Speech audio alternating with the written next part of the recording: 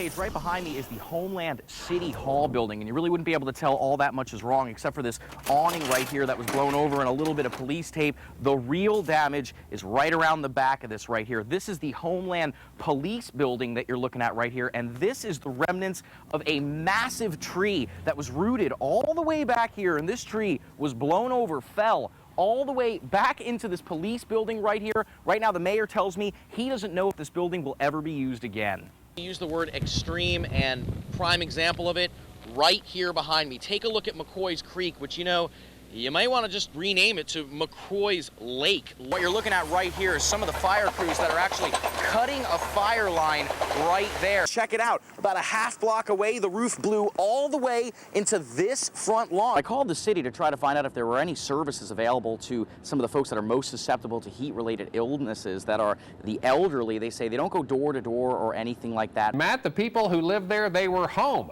when this thing came roaring through. John, if you can believe this, they were actually home right here in this room right here. There was a gentleman who was sleeping. He looked up. That's what he saw, a missing roof. If you want to know where that roof went, check this out. Blown all the way over right next to the house. Matt Safer is live in Jacksonville Beach with someone who does want to swim, Matt.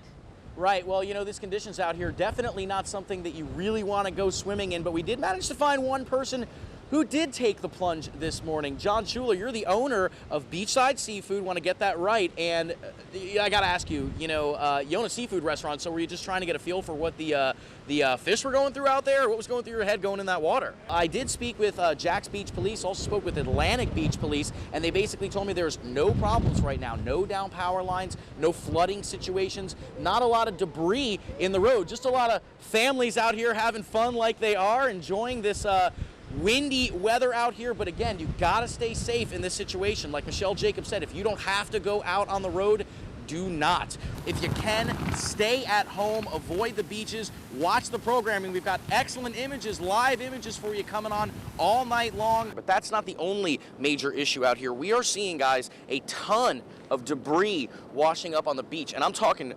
dangerous debris. I don't know if you can see this, but those are actually pieces of nail that are sticking out of this wood right here, and there is a ton of this stuff out here on the beach.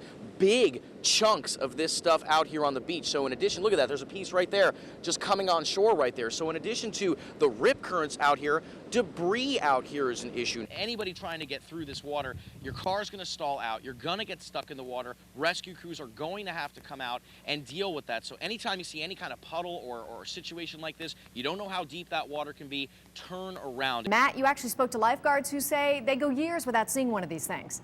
Right, Paige, and you know what, in the space of just a few minutes, they went 3 miles up and down the beach. They wound up picking up 20 to 30 of these things in just a 3-mile stretch. Now, I'm following lifeguards' advice, and I put on 2 different sets of latex gloves because apparently they could sting through a single set. I was going to pick up this man of war right here just to show you how long the tentacles are. It's really windy out here. I don't want to get stung on my bare skin, but I do want to show you.